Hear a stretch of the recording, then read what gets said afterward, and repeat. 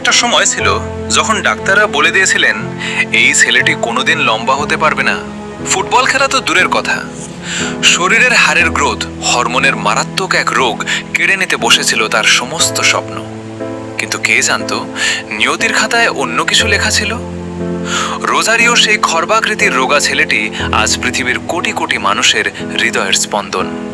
বলছি ফুটবলের জাদুকর লিওনেল আন্দ্রেস মেসির কথা। ছোটবেলায় মেসির পায়ে বল মানেই ডিফেন্ডারদের জন্য এক দুঃস্বপ্ন, কিন্তু তার এই প্রতিভা সহজে বিকশিত হয়নি। পরিবারের আর্থিক অবস্থা এমন ছিল না যে মাসে মাসে দামি ইনজেকশন কিনে দেবে। ইউরোপের কোনো ক্লাব যখন মুখ ফিরিয়ে নিয়েছিল তখন ত্রাতা হয়ে এগিয়ে আসে বার্সেলোনা। মাত্র 13 বছর বয়সে ঘরের মায়া ছেড়ে অচেনা স্পেনে পাড়ি জমান ছোট্ট মেসি। পকেটে শুধু স্বপ্ন আর চোখে জল।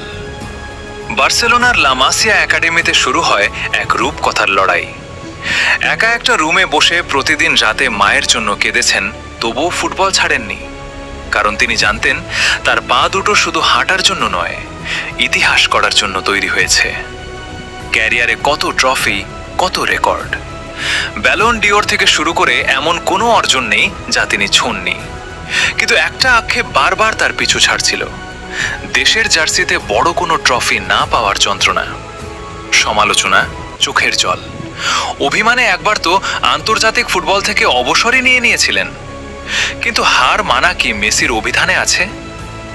2022 সালের কাতার বিশ্বকাপ সব সমস্তকে ভেঙে দিয়ে তার হাতের জবাব তিনি দিলেন একদম মাঠে গিয়ে।